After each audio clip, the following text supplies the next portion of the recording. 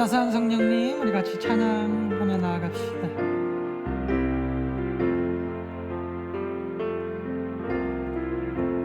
따스한 성령님, 마음으로 보내 내 몸에 감싸며 주지는 평안 만족함을 느끼 사랑과 진리의 만족이 빛보내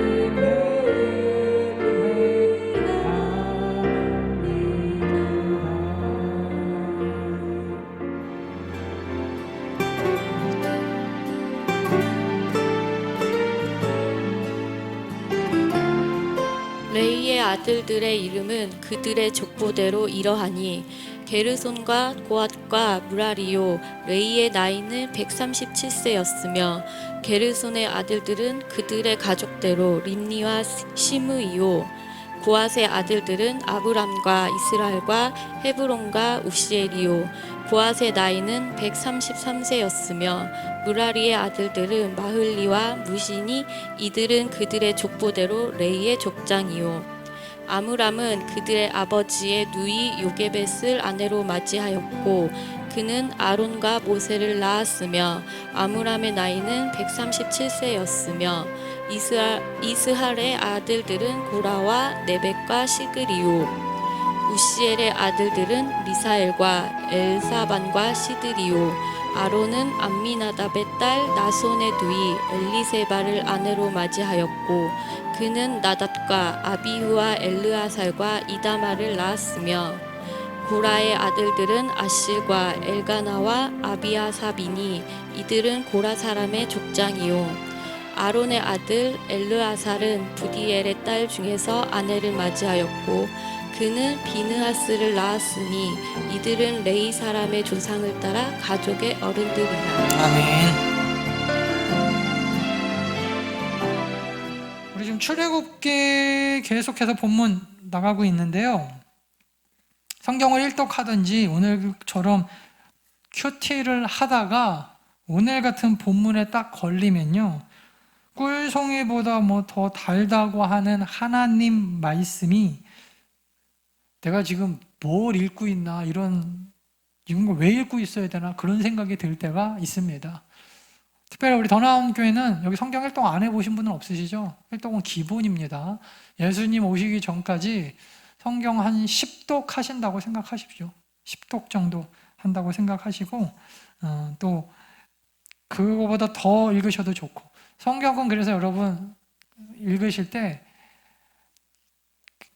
두 종류를 읽으시면 좋아요. 첫 번째는 이 일독을 해야겠다 마음 먹으면요, 짧은 기간에 하루에 한 20-30장씩 읽어가십시오. 물론 뭐 회사 다니시는 분들은 어려울 수 있겠지만, 그래갖고 일독을 한 3달 안에 끝낸다 하시면서 한번 읽어보세요. 그러면 이런 구절들은요, 깊이 묵상하지 말고 그냥 빨빨 넘어가세요. 쭉 눈으로만 한번 훑고, 그리고 그 이외에는 전반적인 스토리 라인만 잡아가지고 통으로 읽으시면 돼요. 그리고 나서 어느 정도 이제 여러분들이 성경에 대해서 좀 내가 좀 뿌리가 섰다고 하면요, 조금 더 자세하게 천천히. 큐티는 또 달라요. 큐티는 하루에 몇 구절씩 끊어서 읽으면서 여러분들이 적용까지 나가시면 좋고, 조금 더 깊이 묵상하면 좋아요. 어쨌든 여러분, 오늘 본문 같은 데가 이렇게, 오늘 제가 어쩔 수 없이 주일 본문이라서 지금 설교하고 있는데, 그냥 이런 성경 구절이 왜 있을까 싶을 정도로 나와 아무런 상관도 없는 남의 가정사, 그죠? 그것도 족보를 읽을 때가 제일 성경 읽기가 어려울 때입니다. 동서고금을 막론하고 뼈대 있는 가문은요, 다 족보가 있습니다. 저도 광상김씨 저희 집안 족보가 있을까요? 없을까요? 저희 집에 있나 교회에 있나 아무튼 있어요. 김진병호 목사님이 딱 만들어 놓으셨어요. 대대로 물려줘라 그래가지고. 무슨 말이에요?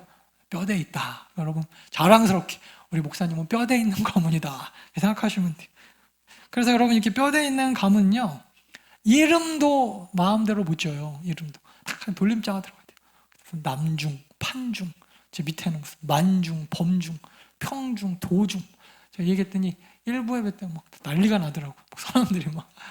제가 중고등부 때 기억이 나는데, 중고등부 때 저희 중고등부 예배는 9시에 드렸어요. 그 9시에 와서 예배 드리고 저쪽으로 옮겨가가지고, 지금 교육관으로 옮겨가가지고 2부, 3부 순서를 갔는데, 그때 저희 사촌 동생들이 그때 따라 우르르 다 몰려와가지고 같이 이제 예배를 드린 거예요.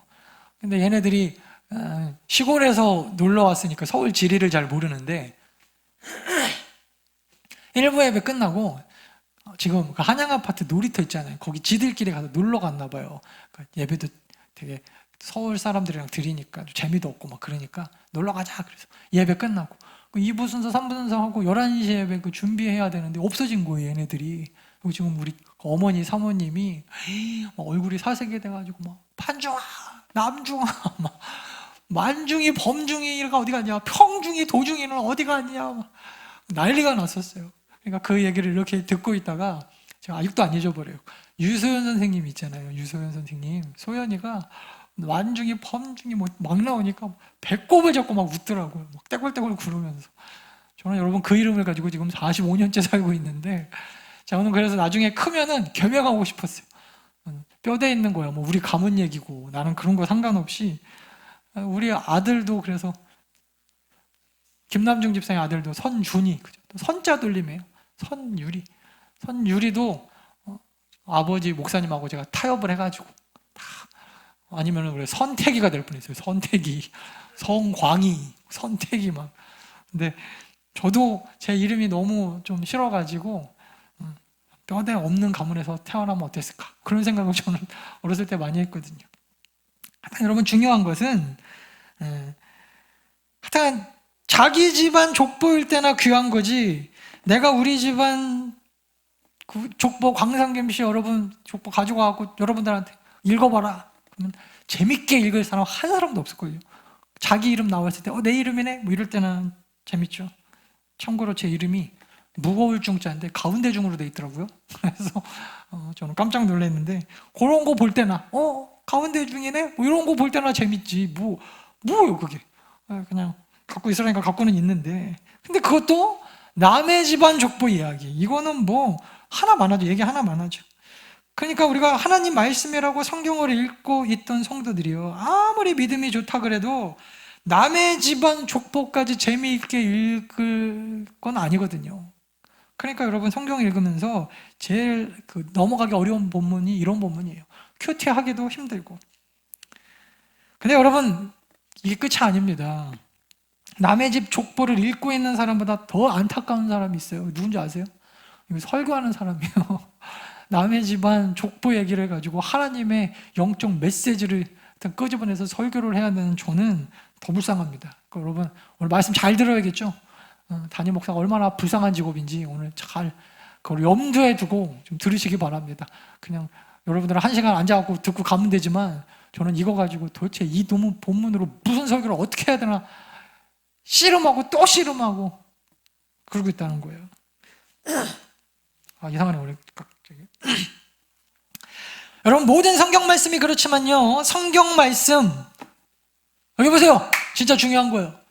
모든 성경 말씀 1.1획도 그냥 쓰여진 책이 아닙니다. 믿으십니까? 1.1획도 다 우리를 구원하기 위하여 하나도 허투루 쓰여진 게 아니라는 거예요. 지금처럼 여러분 종이나 인쇄술이 발달해가지고 아무나 여러분 책을 읽을 때가 아니에요. 이때는 성경 말씀이 쓰여질 때는 뭐 무슨 파피루스 이런 거잖아요. 그래갖고 무슨 동물의 껍데기를 얇게 뭐 펴가지고 그래갖고 글자 하나하나를 옮겨 적을 때마다 심지어 여러분 하나님이라고 하는 글자가 나오면요 이거 필사하는 사람들이 몸을 씻고 정결하게 거룩하게 한 다음에 하나님 한 글자 쓰고 그 다음에 또 나왔다 그러면 또 가갖고 몸 한 번 씻고 이렇게 해가지고 여러분 필사했던 게 이 당시의 성경이에요. 1.1획도 그냥 쓰여진 게 하나도 없는데 아무리 여러분 나와 상관없는 남의 집안 족보 이야기라고 할지라도 내 구원과 상관없는 게 쓰여질 리가 없죠. 한마디로 여러분 우리를 구원하시는 능력이 있는 줄 우리는 믿습니다. 성경에 나오는 족보는 거의 다 그러므로 여러분 아셔야 되는 게 다 누구에 관한 이야기일까요? 다 예수 그리스도 메시아에 관한 예수 그리스도를 향하여 나아가는 이야기예요. 신약에 나오는 마태복음과 누가복음의 족보는요 그래서 아예 마태복음은 아담부터 시작해가지고 예수 그리스도까지 족보를 쭉 씁니다. 또 누가복음은요 예수님으로부터 위로 올라가서 아담까지의 족보 이야기가 등장합니다. 그 위로는 하나님까지. 물론 그렇다고 해서 예수님부터 아담까지 이 세상에 태어났던 모든 사람들의 이름, 남자들의 이름이 다 기록되어졌느냐? 그건 또 아니에요. 이걸 먼저 정확하게 아셔야 돼요. 물론 지금 신학적인 논쟁거리이기는 하지만 우리는 이렇게 생각합니다. 우리 보수이면서도 소위 이제 근본주의라고 하는, 근본주의는 아니에요. 우리는 그냥 성경을 아주 그냥 그대로 그 당시에 쓰여졌던 문화나 배경 이런 거 다 무시하고 글자 그대로 그렇게 믿는 사람들 중에 하나가 신천지예요. 신천지는 뭐라 그래요? 히브리어도 안 받, 이 사람은 히브리어 원어 성경도 안 믿어요. 한국말 성경. 우리 총 회장님께서 하나님이신데 한글을 쓰시는데 어디 히브리어를 들이미냐 그런다니까요. 무식한 소리를 그렇게 하고 있어요. 그러니까 여러분, 이 성경에 나오는 모든 족보에 나오는 사람들이 이 땅에 존재했다가 사라진 모든 사람의 이름을 다 기록했다라고 보는 건 아니에요. 그렇게 보시면 안 돼요. 누군가는 이 족보에 이름이 들어가지 않았을 것이고 누군가만 들어갔을 겁니다. 이게 중요해요. 그래서 여러분, 마태복음 1장 17절에는 이렇게 나와 있어요. 이것도 물론 염두에 두고 들으세요. 신학적인 논쟁이 되긴 하지만 모든 대수가 아브라함부터 다윗까지 14대, 그러니까 아브라함부터 다윗까지 사람들의 이름이 막 열거되어지는데 14명.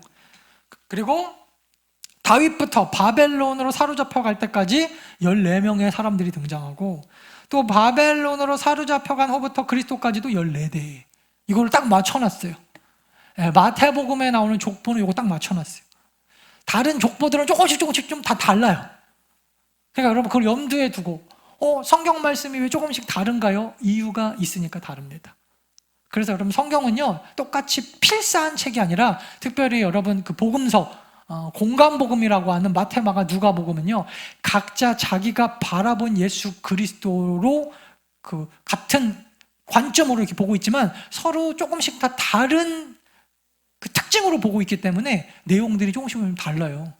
그걸 여러분 알고 보셔야 돼요. 왜 성경이 하나님이 쓰셨는데 다릅니까? 이유가 있다. 제가 지금 그 얘기까지는 너무 기니까 나중에 여러분 성경 공부할 때 들으십시오. 성경 공부할 때. 그래서 여러분 이렇게 14대씩 맞춘 것도 꼭 필요한 사람들에 의하여 쓰여졌다. 이런 족보 중에 하나가 또 뭐냐면요. 오늘 본문에 나오는 모세의 족보인데 여러분 지난주에 제가 간단하게 설명해 드렸지만 야곱, 다른 이름이 뭐예요? 이스라엘이죠. 이 야곱이 자기가 살고 있었던 하나님 앞에 약속으로 받은 땅 가나안 땅을 살다가 애굽, 이집트로 이사 가잖아요. 왜요? 가나안에 흉년이 들어서. 그래갖고 먹을 것이 있다라고 하는 애굽으로 이사를 갑니다. 거기에 자기의 아들 요셉이 살고 있었거든요. 요셉이 그냥 산 게 아니라 총리, 그 당시에 왕과 같은 자리에 딱 앉아가지고 그 모든 재산을 다 관리하는 사람이었어요. 그러니까 이스라엘이 가나안 땅에서 굶어 죽을 이유가 없죠. 그러니까 자기 아들이 있는 애굽에 와가지고 400년을 사는 동안에 성경에는 여러분 400년 동안의 족보가 딱 4대만 기록이 되어져요. 근데 여러분 상식적으로 생각해도 적어도 10대는 지나야지 가능한 거거든요. 400년 전이면요 여러분 조선왕조도 500년이잖아요. 거의 그 정도 역사인데 태종, 태세 그리고 끝나지 않았을 거 아니에요. 쭉 이어지잖아요. 계속 아들의 아들로 쭉 이어지잖아요. 그러니까 500년 동안 20몇 명 되죠. 우리나라 임금이. 근데 여러분 그 400년 동안의 역사 가운데 족보에 기록된 사람들은 딱 4대밖에 기록이 안 되어 있다니까요. 그러니까 이거는 그냥 논란의 여지 없이 그 모든 대수가 다 기록된 게 아닌 걸 확실하게 알 수 있어요. 그래서 성경에서 표현하는 히브리적인 표현의 아들이라고 하는 거는 아들이라는 뜻도 있고 어떤 뜻도 있다고 그랬어요?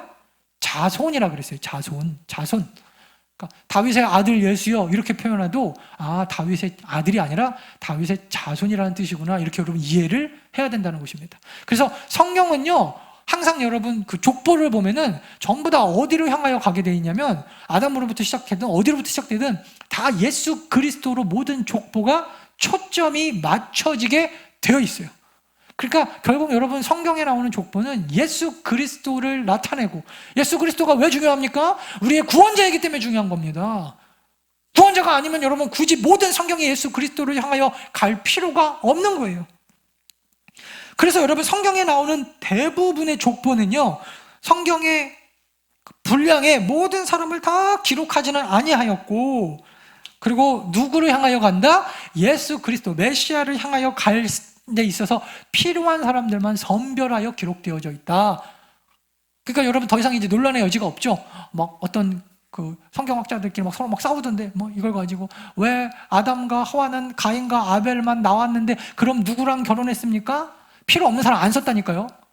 그냥 예수 그리스도 조상으로 가는 사람들만 쓴 거예요. 나중에 어디로 가요? 가인과 아벨이 싸운 얘기하면서 예배 얘기 잠깐 하고 그러면서 하나님께서 피 흘림이 없은즉 죄사함이 없다라고 하는 아벨의 제사 얘기하고 그죠? 그리고 바로 어디로 넘어가요? 예수님의 조상인 셋을 통하여서 노아 그리고 아브라함과 다윗과 예수님으로 연결되어지는 그 족보. 여러분들이 성경에서 읽으시는 족보는 그 족보. 나머지는 어떻게 보면 양념 같은 거예요. 양념. 자, 오늘 본문에 나오는 이 족보는요, 이렇게 예수 그리스도를 향하여 가지만 직접적으로 가지는 않고 그 옆에 양념처럼 쓰여진 족보입니다. 그래서 성경에서 여러분 좀 이해가 되지 않은 목사님 뭐 400년이 지났는데 왜 내 대에서 끝납니까? 이유가 뭐예요? 필요 없는 사람 안 썼다는 거예요. 그래서 성경의 역사가 어떤 사람들은 6,000년이라고 이야기하는 분들도 있는데 이것도 아까도 얘기했지만 신학적 논쟁거리가 있다. 우리는 딱 6,000년이라고 성경에 나오는 그 사람들의 나이만 계산해갖고 믿지 않는다. 그 정도는 여러분 그냥 알고 계십시오. 물론 그렇다고 그러면 6,000년이 아니면 몇 년입니까?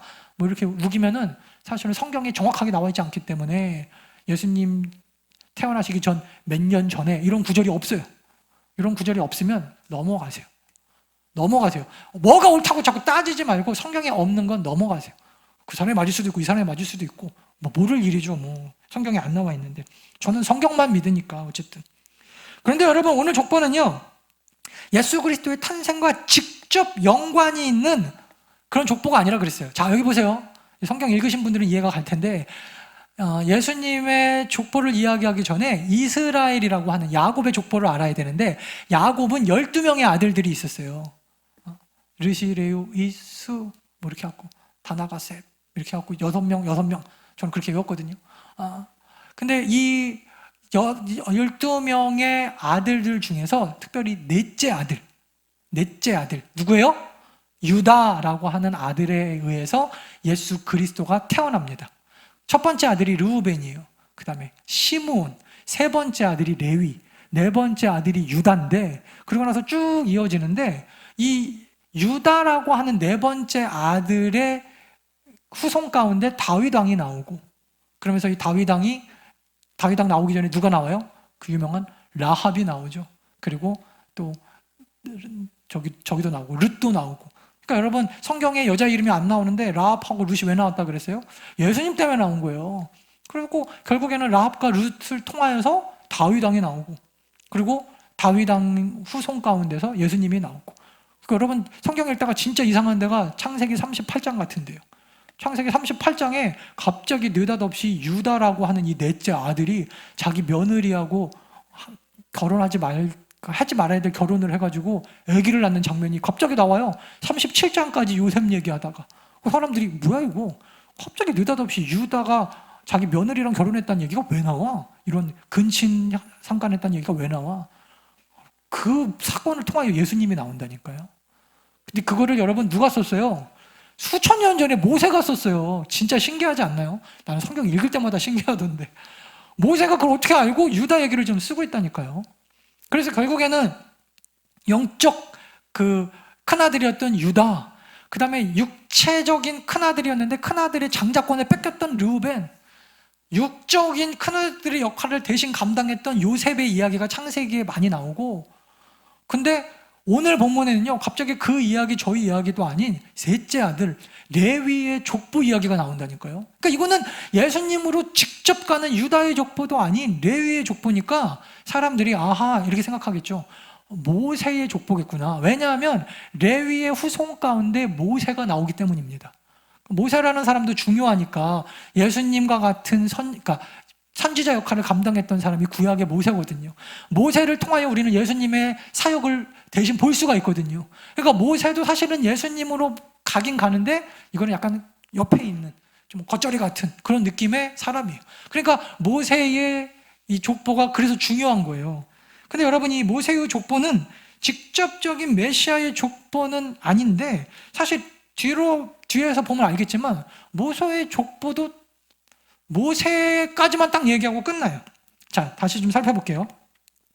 한마디로 오늘 족보는 모세 집안의 족보인데 모세의 직계조상인 레위의 자손들의 이름이 오늘 본문에 등장합니다. 이게 다른 여타의 족보와 성경의 족보와 다른 특이점이에요.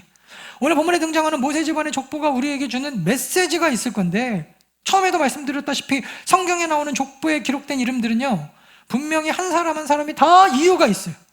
모든 사람의 이름을 기록하지 않았습니다. 메시지가 있어요. 하나님이 기억하시는 사람만 족보에 나왔다는 거예요. 여러분, 상식적으로 어떤 집안에 족보가 있다, 조상들이 우리 집안에 족보를 남겼다, 광상김 씨가 왜 그렇게 족보를 귀하게 여길까요? 조상들이 얘기하고 싶은 게 뭐예요? 우리 집안 이런 집안이야, 그거잖아요. 기억하라는 것입니다. 후대에게.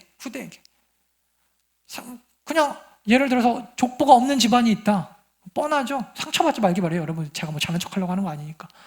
우리 집안은 족보가 없는데요, 이유가 있을 거예요. 후대에도 기억하고 싶지 않은 뭔가 이유가 있을 거예요.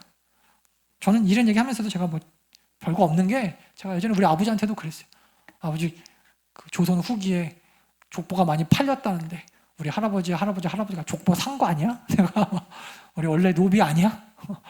아니면 내가 왜 이렇게 멍청할 리가 없는데 나 왜 이렇게 머리가 나빠? 막 이러면서 제가 그런 얘기를 했던 기억이 나요. 그러니까 여러분, 무슨 족보 요즘 같은데 족보 자랑할 건 아니지만 중요한 건 적어도 우리 조상들이 족보를 남겼다라고 하는 것은 기억해줬으면 좋겠다라는 거잖아요. 기억해줬으면 좋겠다. 하나님이 여러분 성경 말씀을 통하여서 그 짧은 지면을 통하여 족보를 주신 가장 중요한 이유가 뭐냐면 기억했으면 좋겠다라는 거예요. 기억했으면. 뒤집어 얘기하면 하나님이 기억하시는 사람이 족보에 남게 되어 있다는 것입니다. 그러면 여러분, 오늘 모세의 족보를 통하여 우리가 깨달아야 되는 굉장히 중요한 메시지가 있는데, 하나님은 어떤 사람을 기억하시는가요? 하나님은 도대체 어떤 사람을 기억하시는가? 그게 여러분 모세의 족보가 주는 너무나 중요한 메시지입니다. 기억하다라고 하는 말은요 히브리어로 자카르인데, 이거는 무슨 까먹고 있다가 어느 순간에 갑자기 기억이 번뜩 나는 것이 아닙니다. 마음에 계속해서 깊이 품고 있다라는 의미예요. 그러면서 때를 기다리셨다라는 겁니다. 그래서 출애굽기 2장 24절에 보면은 하나님이 그들의 고통, 누구예요? 이스라엘이 이집트, 애굽에서 받는 고통 소리를 들으시고 하나님이 아브라함과 이삭과 야곱에게 세운 그의 언약을 기억하셨다. 성경은요 그래서 온통 하나님의 기억에 관한 이야기, 오늘 족보도 하나님이 기억한 사람들의 이름에 관한 이야기라는 것입니다. 400년간 이스라엘은 하나님을 원망만 했어요. 하나님이 잊으셨다고 생각했습니다. 우리도 그럴 때가 있죠. 삶이 막히고 힘들고 어려울 때 하나님이 나를 잊으셨는가? 아니라는 거예요. 아니라 하나님은 마음속에서 단 한순간도 잊지 않고 천년이 하루 같고 정말 우리를 너무나 사랑하시는 하나님이 때를 기다리시면서 기억하고 계시더라는 겁니다. 누구를 기억하십니까? 오늘 족보를 통하여 하나님이 기억하시는 사람들의 이름의 특징을 알 수가 있는데, 하나님이 누구, 어떤 사람의 이름을 기억하시는지 오늘 본문을 통하여 우리 살펴보면, 한마디로 먼저 결론을 먼저 얘기하면요, 하나님은요 하나님께 영과 진리로 예배하는 예배자들의 이름을 기억하신다라는 거예요. 자, 오늘 본문 한번 볼까요? 이 본문 앞에는요, 아까도 얘기했지만 레위가 나오기까지 레위의 형들 이야기가 나와요. 첫째 아들 르우벤이라고 하는 야곱의 첫째 아들, 그리고 둘째 아들 시므온, 그 다음에 레위, 그 다음이 유다. 그러고 나서 쭉 간 다음에 보통은 유다를 통하여 예수님까지 연결되어지는 다윗의 족보를 이야기하는데, 오늘 본문은 르우벤, 시므온, 레위 하면서 레위 이야기를 쭉 시작합니다. 레위 이야기를 하는 걸로 봐서 레위의 후손의 이야기, 즉 모세의 조상의 이야기를 하려는 것인 것 같아요. 레위의 아들들의 이름, 적어도 여러분 성경에 등록된 사람은 3명입니다. 3명일 수도 있고 더 있을 수도 있지만 어쨌든 3명이에요. 게르손과 고핫과 무라리, 순서로 봐서 여러분 게르손이 형일 가능성이 큽니다. 그죠? 보통 이런 경우에는 아주 특별하게 죄를 짓지 않는 한 보통 여러분 르우벤부터 나오는 것처럼 야곱의 아들들도 게르손이 첫째 아들의 가능성이 커요. 근데 여러분 17절 게르손의 아들들 얘기가 하다가 고핫 얘기를 하는데, 고핫의 아들들은 아므람이라고 하는 아들, 그 다음에 뭐 쭉 나오고, 그 다음에 여러분 이 아므람을 통해서 누가 나와요? 20절에 보니까 아므람은 아론과 모세를 낳았다. 한마디로 여러분 레위라고 하는 아들도 셋째 아들이었고, 셋째 아들 중에 장자도 아닌 고앗에 의해서 자식들이 이렇게 퍼졌는데, 그 중에서 여러분 아론과 모세는 아므람이라고 하는, 그러니까 이건 무슨 장자 얘기도 아니고 뭐 아무 얘기도 아니에요. 그냥 모세의 조상 얘기예요. 그러면 여러분 이제 모세가 중요하니까 모세 얘기로 이제 쭉 나가면 될 것 같은데, 이 족보가 모세 얘기로 이어지는 게 아니라 이제 20절에서 23절에 보면요, 아론의 후손에 관한 이야기가 나옵니다. 아론. 그래서 아론과 모세 얘기를, 족보를 이야기하다가 23절에 보니까 아론은 암미나답의 딸 라손의 누이 엘리세바를 아내로 맞이하여서 4명의 아들을 낳았는데, 그 4명의 아들이 나답과 아비후와 엘르아살과 이다말이었다. 그래서 여러분 이 4명의 아들은 너무나 성경에 많이 나오고 중요하니까 그냥 외워두십시오. 성경 좀 본 사람들은 알아요. 되게 중요해요. 근데 여러분 그러면은 상식적으로 나답과 아비후가 첫째 아들일 거 아니에요. 첫째, 둘째. 그래서 여러분 아론이 누구예요? 모세를 통하여서 초대 대제사장, 뭐 캐톨릭으로 보면 초대 교황, 교회로 보면은 초대 뭐 담임 목사, 예배 인도자, 초대 대제사장의 역할을 누가 맡냐면 모세의 형인 아론부터 시작해서 그의 아들들로 이게 계속해서 아들의 아들들로 이어져요. 그러니까 한마디로 이 아론의 아들들인 나답과 아비후를 통하여 이제 대제사장 가문이 쭉 펼쳐가겠죠. 어디까지? 성경을 보시면요, 이게 예수 그리스도 때까지 연결됩니다. 예수 그리스도 때까지. 그래서 예수 그리스도가 처음에 탄생하실 때 그거를 예언으로 처음에 먼저 들었던 사람, 그게 세례 요한의 아빠였거든요. 세례 요한의 아빠가 이 레위 자손이었던 것 같아요. 그래서 성경에 보면 이렇게 되어 있어요. 반차를 쫓아, 순서에 따라서 이 뜻이에요. 순서에 따라서 그가 대제사장의 역할을 감당하러 지성소에 들어갔다가 하나님 천사를 만나갖고 막 벙어리가 되는 사건. 그러니까 여러분 사실 오늘 이 본문에 나오는 족보는요, 대제사장의 가문의 족보이기 때문에 너무나 중요해요. 예수 그리스도까지 이게 연결이 되어진단 말이에요. 예수 그리스도까지 예배하는 그 예배의 대제사장의 역할을 이들이 감당해야 되기 때문에. 근데 놀랍게도 여러분 나답과 아비후가 무슨 일이 있었냐면, 나답과 아비후는 다른 불을 여호와 앞에 들이다가 죽었어요. 그래서 나답과 아비후가 그들의 아버지보다 먼저 죽고, 나답과 아비후에게 아들들이 없어서 결국에는 이 역할을 누가 감당하게 되냐면 다시 셋째와 넷째 아들인 엘르아살과 이다말로 연결이 되어집니다. 그래서 그러는지 갑자기 여러분 그 모세가 족보 얘기하다가 이때 아마 이 사건이 지난 이후였던 것 같아요. 나답과 아비후가 이미 죽었던 것 같아요.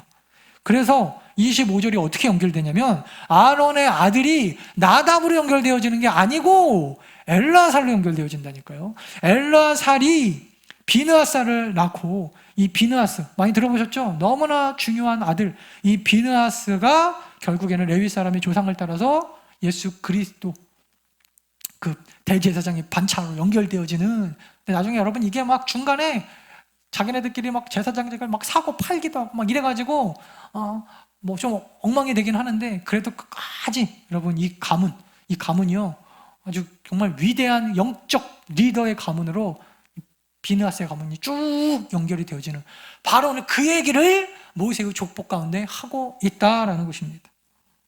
오늘 모세 가문의 족보는요 2종류의 사람으로 나누어 설명합니다. 계속 말하지만 여러분 이 족보에 기록된 이름들은요 공통점이 있어요. 인간의 족보는 대부분 큰아들, 장자들로 연결되어지는 족보가 많습니다. 그런데 오늘 모세의 족보는 뭔가 이상합니다. 야곱의 장자였던 르우벤의 족보도 아니고, 장자와 같은 역할을 했던 요셉의 족보도 아니고, 영적 장자였던 유다의 족보도 아닌 레위의 족보, 그것도 레위의 아들 중에서도 첫째 아들도 아닌 고핫, 모세는 그 중에서도 이 모세가 아닌 자기 형이었던 아론, 그리고 그 아론에 관한 이야기를 계속 하다가 결국에는 느닷없이 23절, 24절, 25절에 거쳐서 어디로 연결해요? 아론의 셋째 아들이었던 엘르아살과 그의 아들의 자손들인 비느하스로 연결함으로써 하나님이 누구를 기억하신다는 걸 알고 있을 수가 있어요. 바로 대제사장 예배 인도자, 어떻게 너희들이 이 땅에서 예배하며 예배 인도자, 영적 리더로 살아갈지. 그죠? 무슨 말입니까? 오늘 출애굽기는 모세가 썼는데 모세의 기억이라는 거예요. 모세의 기억. 이미 여러분 나답과 아비후가 죽은 다음인 것 같은데 모세의 기억 속에서, 즉 이 모세의 기억을 주관하시는 분이 누구예요? 하나님이신데, 모세의 기억을 주관하시는 이 하나님이 기억하시는 성도의 이름, 바로 대제사장. 세상이 말하는 권력자도 아니요, 세상이 이야기한 부자도 아니요, 세상이 이야기하는 능력자들도 아니요, 세상이 이야기한 유명한 사람들이 아니요, 하나님이 기억하시는 사람들은 세상이 이야기하는 장자들도 아니요, 전혀 기대하지 않고 전혀 생각하지 않았던 엘르아살, 그의 수손들. 하나님이 기억하시는 사람은 예배자라는 거예요. 예배자. 여러분, 이게 너무나 중요해요. 그 어마어마한 성경에 하나님은 예배자를 기억하신다는 겁니다. 돈 많고 빽 있고 능력이 있어서 큰 일을 행한 사람들의 기록이 아니라 다혈질의 레위가 누구예요? 여러분, 레위 이야기를 잠깐 해드리면, 레위가 아버지 야곱하고 어느 동네에 거처하고 살 때 자기 여동생 디나가 강간당하고 들어옵니다. 그러니까 사람들이 다 도망가자 그랬을 때, 아니다, 우리 머리 써가지고 이방 사람들 할례해갖고 우리 같이 결혼하자고 거짓말하자. 그래갖고 이방 남자들 다 할례 시킨 다음에, 남자들이 할례 성기를 잘라내는 거죠, 표피를. 그래갖고 포경수술 같은 거거든요. 끙끙 앓고 못 움직이고 있을 때 레위하고 시몬, 둘째 셋째 아들이 가가지고 남자들을 싹 몰살시켜버렸어요. 다혈질이에요. 다혈질, 이 인간은. 그런 여러분 레위를 하나님이 선택하신 거예요. 이런 레위도 하나님이 선택하셔가지고, 그 중에서도 장자도 아닌 고핫, 그 자손 중에서 모세도 아닌 그의 형, 그리고 또 장자가 아닌 엘리야살, 그 엘리야살이 초대 대제사장의 직무를 감당하는 모세의 아들이었다. 하나님이 기억하는 사람은 그 사람들이라는 거예요. 그 사람들. 여러분, 우리가 드리는 예배가 매주 드리니까 때로는 별거 아니라고 느껴질 때가 종종 있어요. 다음 주에 들으면 되지 뭐, 그죠? 우리의 삶 가운데. 근데 여러분, 이거 꼭 기억하십시오. 하나님이 기억하시는 사람은요, 능력치가 대단한, 돈 많고 능력 있는 대통령이 아니더라는 거예요. 아니더라는 거예요. 심지어 여러분, 모세의 가문도 여기서 딱 끝나요. 모세의 아들이 이름이 게르솜인데, 게르솜이 어쨌다는 얘기는 뒤에 나오지도 않아요. 여기서 끝났어요. 하나님이 기억하는 사람은 다르다니까요. 뭐 아버지가 왕이었냐, 영적 지도자였냐, 하나도 안 중요해요. 하나님 앞에. 하나님이 기억하는 사람은요, 오늘 예배하는 여러분들의 모습을 기억한다는 겁니다. 이게 무서운 거죠. 나는 기억도 안 나는 지난주 예배를 하나님은 기억하고 계신다는 거예요. 그리고 갚아주신다는 거예요. 갚아주신다.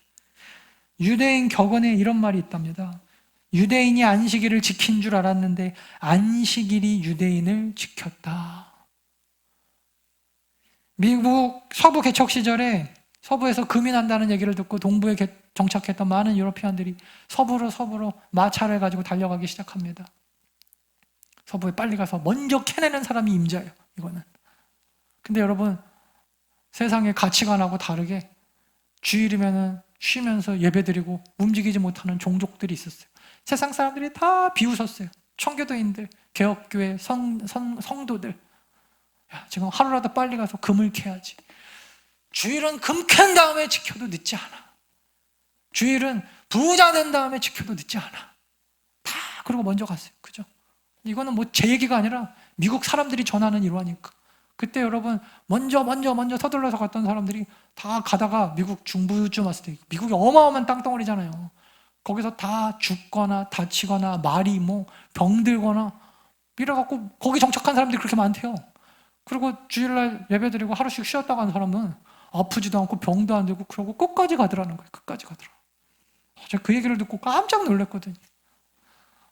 하나님의 은혜가 아니면 도저히 불가능한. 여러분, 우리의 삶의 이유와 목적이 무엇입니까? 자, 여러분들한테 좀 도전을 드릴게요. 여러분들의 그 정체성이라는 게 있잖아요. 내가 죽으면 나라는 사람에 대하여 난 어떻게 기억될까? 그게 여러분 마지막 끝까지 남는 여러분들의 정체성인데, 사람들이 날 어떻게 기억될까? 기억할까? 여러분의 인생에서 정말 중요한 거, 저한테 가장 중요한 것 중에 하나가 가족이거든요. 우리 가족 빼고. 나한테 너무나 중요한 전 사명이거든요. 목회자라는 직업 빼고. 너무나 중요한 먹고 사는 무슨 재산, 다 빼고 딱 하나 남겨야 된다면, 딱 하나 남겨서 내가 평생 하나님 앞에 사는 동안에 그거 하고 살아야 된다면 뭐를 할까? 전 예배해야 된다고 믿습니다.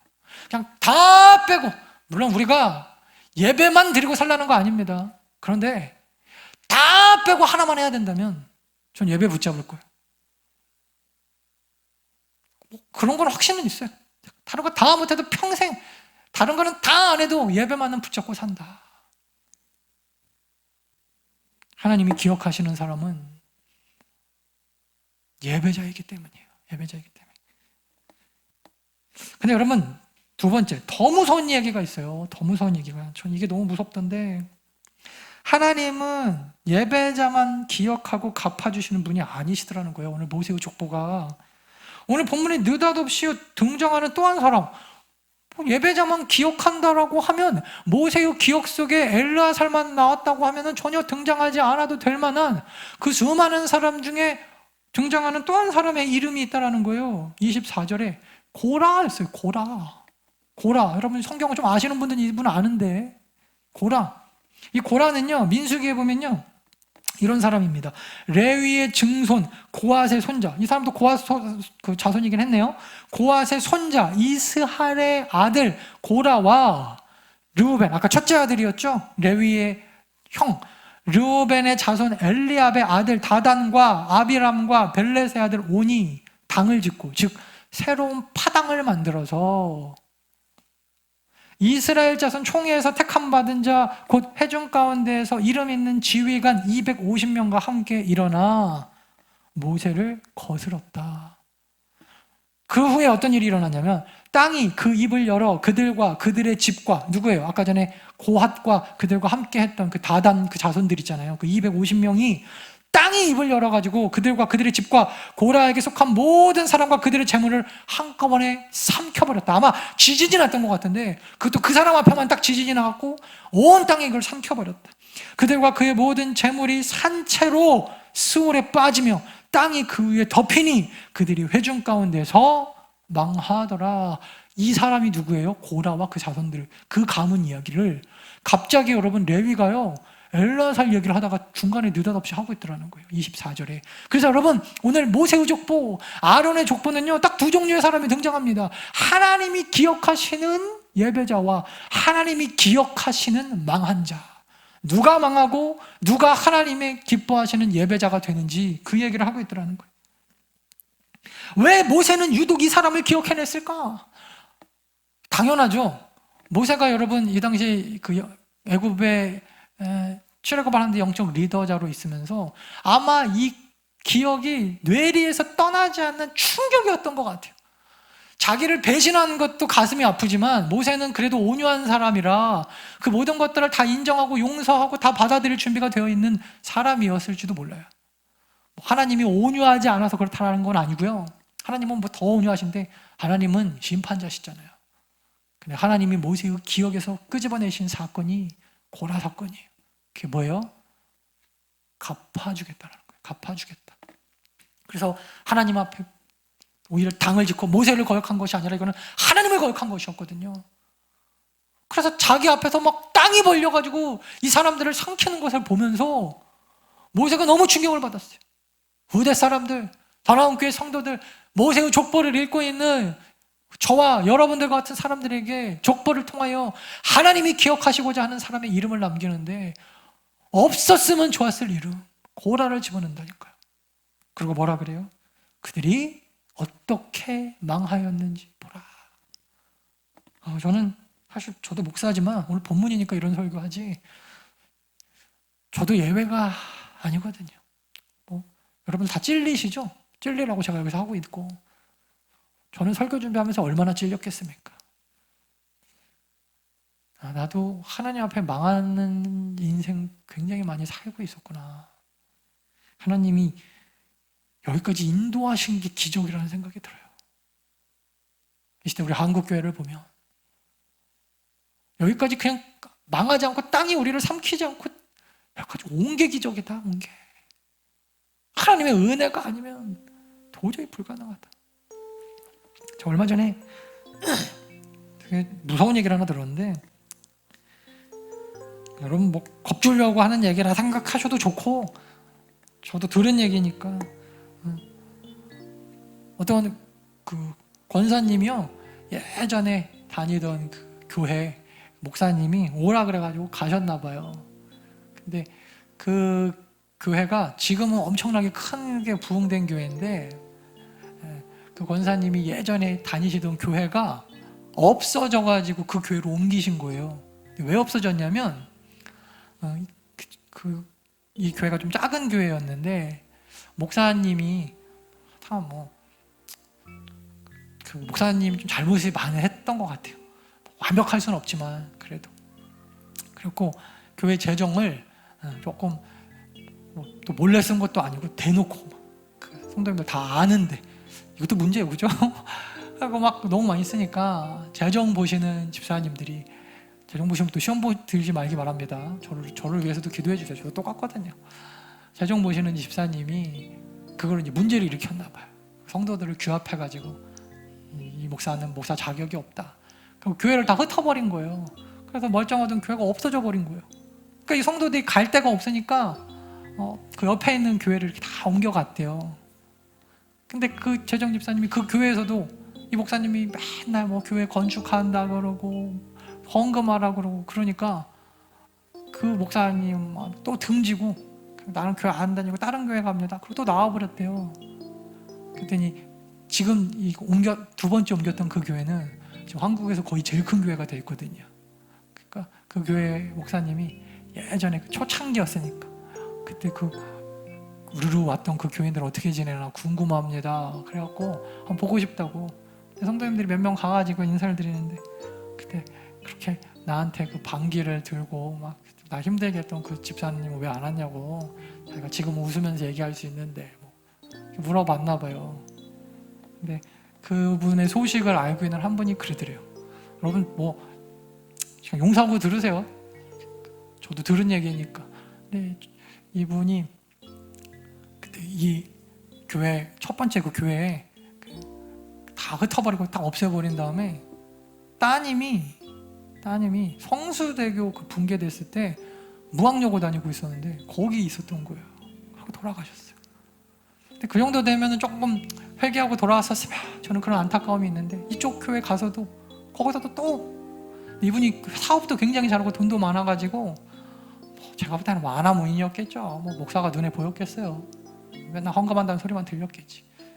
그러니까 그 교회에서도 나와가지고 맨날 사람들하고 같이 뭐 필리핀 무슨 뭐 동남아 이런 데로 여행 다니는데, 심지어 집에 보트가 있었대요. 그래서 뭐 그 보트를 같이 막 그 교인들끼리 같이 놀러 가서 타기도 하고 막 그랬다는데, 근데 느닷없이 이분이 뭐 파상풍에 걸렸대나 그래가지고 돌아가셨고. 안 믿는 분들은요, 그런 얘기 들으면 돌아가시려니까 돌아가셨겠지, 사고였겠지 하실 수도 있는데, 저는 왜 그 얘기가 그렇게 안 들릴까요? 저는 너무 두렵더라고요. 너무 두렵더라고요. 하나님 앞에 우리가 정말 똑바로 서야 되는구나. 목사도 예외가 아니에요, 여러분.